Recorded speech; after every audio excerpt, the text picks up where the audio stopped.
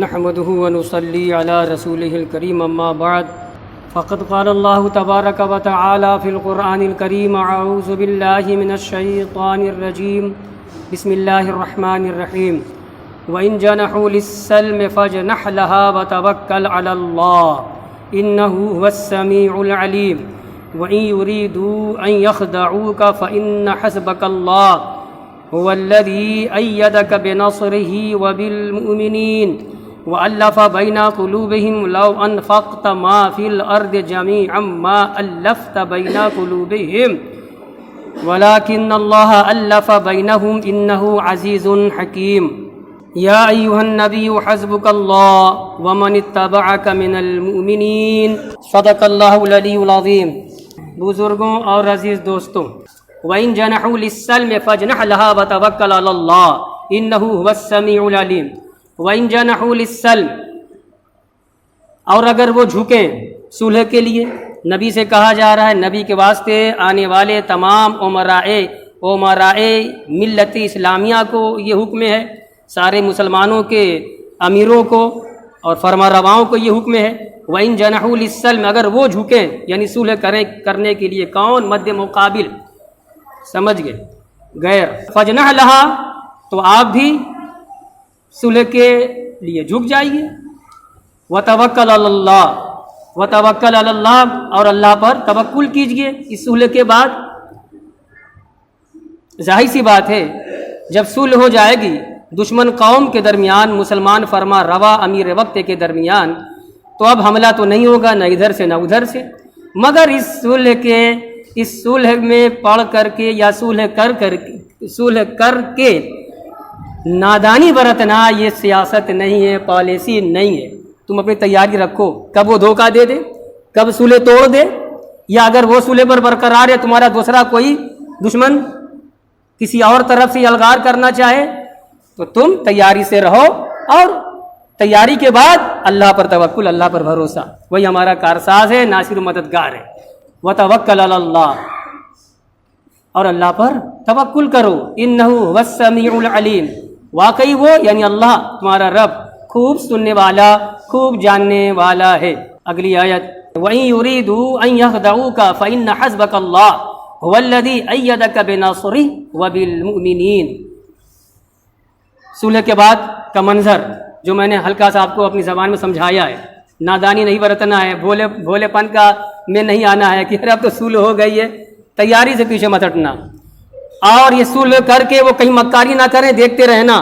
قرآن کہتا ہے وَإِن يُرِيدُوا أَن يَخْدَعُوكَ، اور اگر وہ یعنی مد مقابل تمہارا دشمن جو ہے، یعنی تفسیری ترجمہ کر رہا ہوں، صلح کرنے کے بعد اگر تمہیں دھوکہ دینا چاہیں.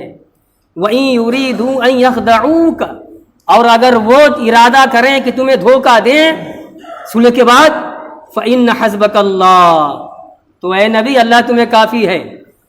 هُوَ الَّذِي أَيَّدَكَ بِنَصْرِهِ، اسی نے اپنی مدد تمہیں پہنچا کر تمہیں تقویت بخشا، تمہیں زور دیا، تمہیں طاقتور بنایا.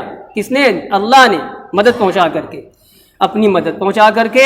وَبِالْمُؤْمِنِينَ، اور ایمان والوں کے سبب. اس کی ہلکی سی تفسیر یہ کر رہے ہیں. اصل طاقت اللہ کی دی ہوئی طاقت ہے. اللہ نے جب مدد کی ایمان والوں کی، نبی کی، تو طاقت حاصل ہو گئی. اور یہ طاقت کا بہانہ کیسے بنا کہ وہ لوگ جو کل تک غیر ایمان والے تھے، غیر اسلام والے تھے، غیر مسلم تھے، اللہ تعالیٰ نے ان کے دلوں میں آپ کی دعوت کو قبول کرنے کا ایک جذبہ جاگزی کر دیا، حوصلہ ڈال دیا کہ نبی جو کچھ کہہ رہے ہیں، اللہ کا پیغام پہنچا رہے، صحیح ہے. جیسے ہی انہوں نے آپ کی دعوت کو قبول کیا، اسلام کے دائرے میں آ گئے، ایمان والے کہلائے. تو ایمان والوں کی تعداد کو بڑھا کر اے نبی اللہ نے تمہاری مدد ایسے بھی کی ہے. وَإِن يُرِيدُوا أَن يَخْدَعُوكَ يَغْدِرُوا وَيَمْكُرُوا بِكَ، صلح کے بعد اگر تم سے غداری کریں، وَيَمْكُرُوا بِكَ، اور تمہارے ساتھ مکاری کریں. یہاں پہ خاص واقعہ حضرت مجاہد کہہ رہے ہیں یعنی بنی قریظہ، جیسا کہ یہودی قبیلے بنو قریظہ نے کیا، صلح کیا اور صلح کرنے کے بعد غداری کی، وہ مراد یہاں پہ ہے. تو وہ تو ایک خاص واقعہ ہو گیا، ورنہ عام ہے قرآن کا ضابطہ، قرآن کا قانون کہ ہر زمانے میں یہی حکم ہوگا. فَإِنَّ حَسْبَكَ اللَّهُ، اللہ تمہیں کافی ہے، بھی میں کافی اللہ، اللہ تمہیں کافی ہے، اے بالانصار، یہاں پہ خاص واقعہ پھر کر دیا کہ یہاں پہ مومنین سے مراد انصار ہیں۔ جب مکے سے ہجرت کر کے مدینے گئے پیارے آقا علیہ الصلوۃ والسلام، تو مدینے میں جو 2 قبیلے آباد تھے انصار کے، اوس اور خزرج، سب ایمان لائے۔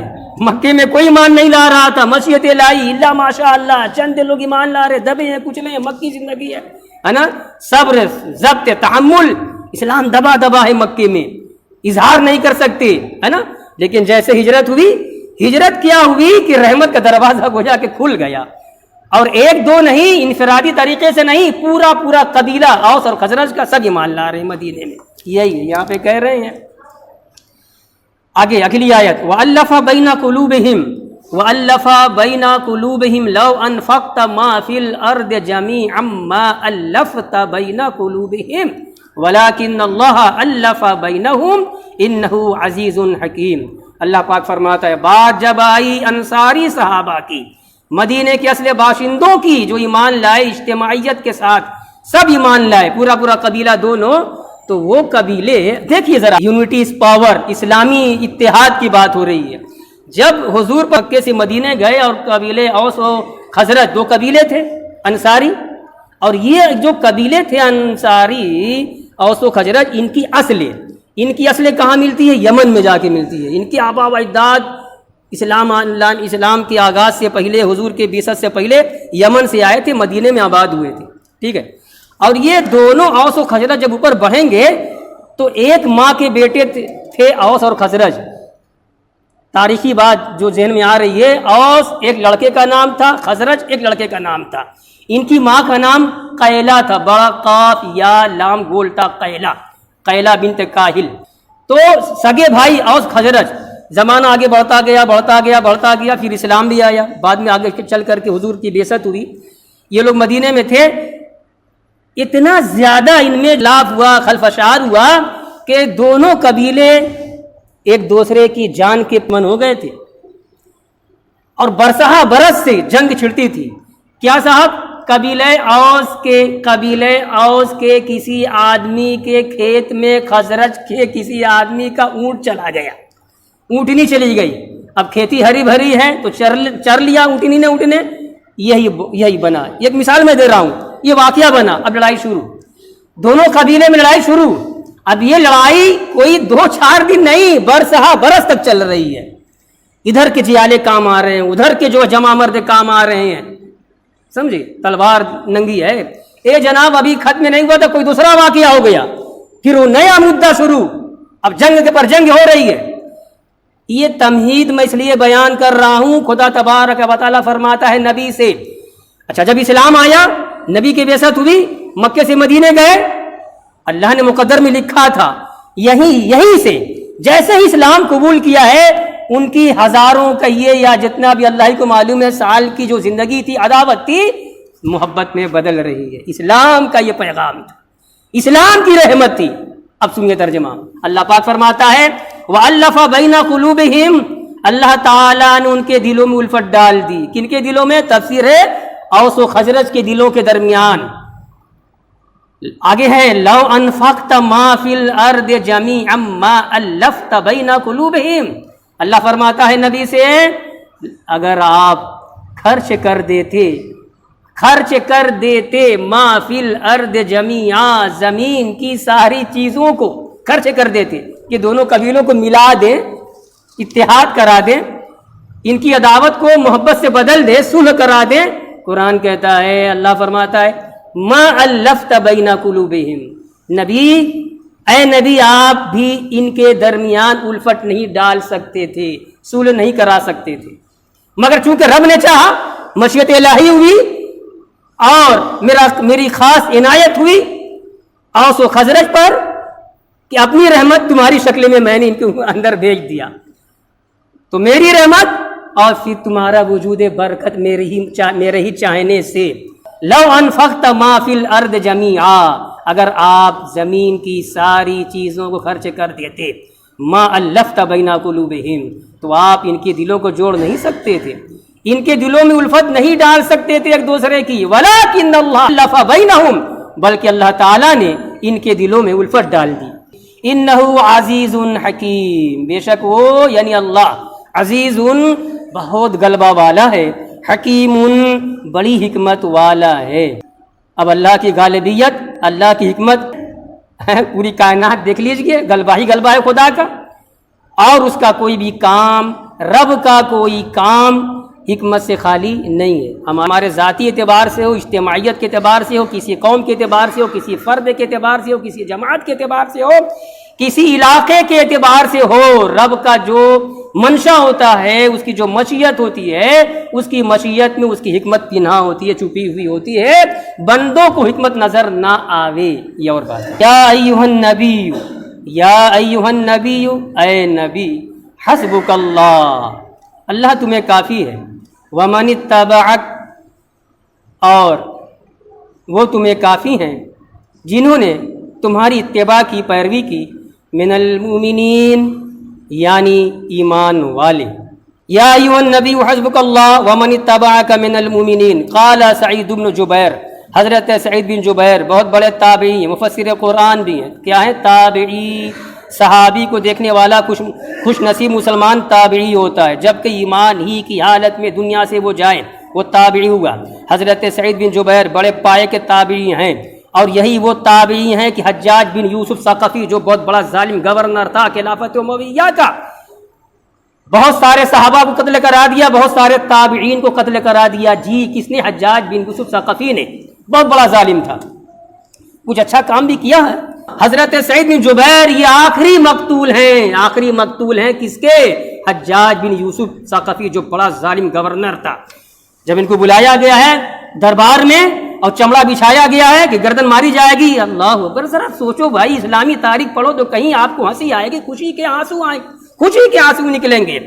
اور زیادہ تر مقامات پر آنکھیں جو لہرائیں گی، آنکھوں سے ڈبڈبائیں گی، وہ اپنوں کی غداری ہوگی، یا مکاری کہیے، شاطر مزاجی کہیے، گندی پالیسی کہیے. حجاج بن یوسف نے، میں نے کہا نے صحیح کہہ رہا ہوں، کتنے صحابہ کو مروا دیا، کتنے تابعین کو مروا دیا. حضرت سعید بن جبیر کی کوئی بات بھی ناگوار گزری، بلوایا ہے، دربار میں آئے ہیں، چمڑا بچھا دیا گیا ہے، اور سوال کر رہا ہے.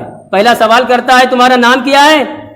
جانتا تھا، بڑا چرب زبان تھا، بہت زبان دانی تھی اس کو، تھا ظالم. کہا مسموک، تمہارا نام کیا ہے؟ انہوں نے کہا اپنا نام بتلایا، سعید بن جبیر، میرا نام سعید بن جبیر ہے. بدبخت نے کہا بل انت شقی بن قصیر، نام بگاڑ دیا، عربی میں نام بگاڑ دیا. خوش بخت، نیک بخت، سعادت مند، سعید کے معنی.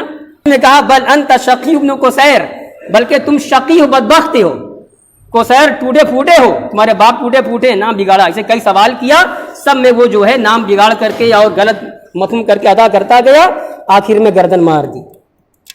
کن کی؟ سعید بن جبیر. یہ جو نام آئے تابعی، ان کی موت کا واقعہ سنا رہا ہوں. حجاج بن یوسف نے ان کو مروایا. جیسے ہی سمجھ لیا حضرت سعید بن جبیر رضی اللہ تعالیٰ عنہ نے کہ بچوں گا نہیں، حجاج اپنا کام کر ڈالے گا، مجھے مروائے گا، ہاتھ اٹھا دیا دعا کے لیے، یا اللہ اس ظالم کو میرے بعد کسی پر مسلط مت کرنا. دعا کی، یا اللہ اس ظالم کو، حجاج کو میرے بعد کسی پر قابو مت دینا.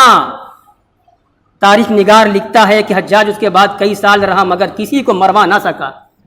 ان کی دعائی قبولیت تھی. تو خیر حضرت سعید بن جبیر ہیں، یہ کہتے ہیں کہ یہاں پہ آیت کے اندر جو یہ کہا گیا ہے کہ اے نبی اللہ تمہیں کافی ہے اور ایمان والے جو ہیں وہ تمہیں کافی ہیں، تو کہتے ہیں اسلم مع رسول اللہ صلی اللہ علیہ وسلم 33 رجلا. مکے کی زندگی بیان کر رہے ہیں حضرت سعید بن جبیر کہ مکے میں رسول اللہ صلی اللہ علیہ وسلم پہ جب 33 لوگ ایمان لائے تھے، 33. اس کے آگے لکھتے ہیں وسط نسوتین، اور 6 عورتیں، تو 33 اور 6 39. آگے لکھتے ہیں ثم اسلم عمر بن الخطاب، 40ویں نمبر پر حضرت عمر بن خطاب رضی اللہ عنہ ایمان لائے. جب ایمان لائے فتم بہ ال40، 40 کا عدد پورا ہو گیا. اور 40 کا عدد بڑا معنی خیز ہوتا ہے. حضرت فاروق اعظم جب ایمان لائے تو وہی واقعہ تھا نا، آپ نے سنا ہوگا نا، چلو اب حرم میں نماز پڑھی جائے گی، حرم میں نماز پڑھی جائے گی. لے کے گئے صحابہ، اب جو لوگ تھے ہے نا, لوگ ڈر رہے تھے پہلے, لیکن پڑھا.